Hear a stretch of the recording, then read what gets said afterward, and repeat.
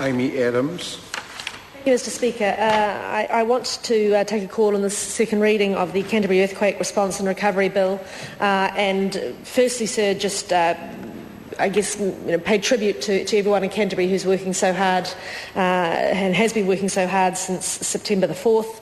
And also, sir, to my colleagues in this House who, certainly the Canterbury-based MPs, but everyone has shown great willingness to do what needs to be done to support the people of Canterbury, and that is very much acknowledged, and we're very grateful for it in Canterbury. And can I just make the point, sir, that I am talking about the Canterbury earthquake because, as my parliamentary colleague who's just sat down will agree, this is certainly not simply a Christchurch issue. The districts of Waimakariri and Selwyn have been greatly affected as well. When I spoke to this House in the general debate last week, sir, I talked about the fact that the time it would take Canterbury to move through the recovery phase is a big part of what's causing stress and anguish to the people of Canterbury. And certainly, sir, it is heartening to see this House acknowledge the need to do all that we can, prudently, but still do all that we can to facilitate that process and ensure it's no more long-winded than it need to be. And that's very much the way I see this bill. I do acknowledge the comments that have been made around the extraordinary nature of the bill. And from a constitutional point of view, it is certainly well out of the ordinary.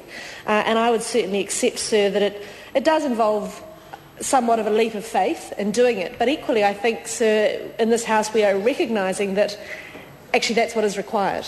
And the actions, I think, of this House, of government, of local government, of regional government, since September the 4th have shown to all of us that we have people leading this recovery who have the skills, have the passion, and certainly have the absolute desire to make sure that this is done well and that the powers are used simply to encourage Canterbury to get back on its feet.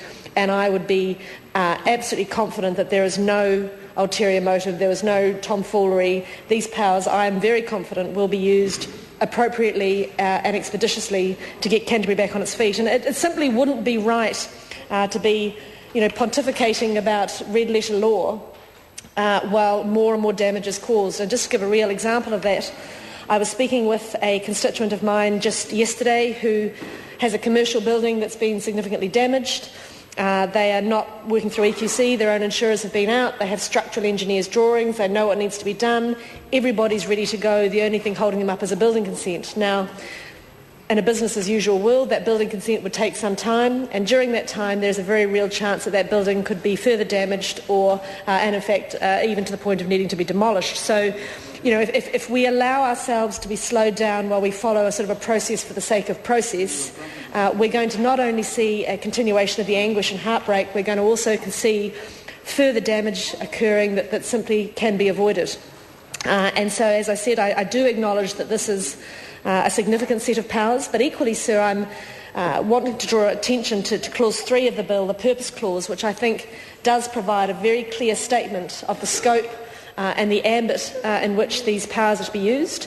And I think certainly as a member of the Regulations Review Committee, I can well imagine that in subsequent considerations of the orders in council that are made under this bill, that purpose clause will provide a very clear set of guidelines as to the appropriate ways in which those powers can be exercised. But as I said, sir, the response from all levels of government has indicated to me that everybody is on the same page here.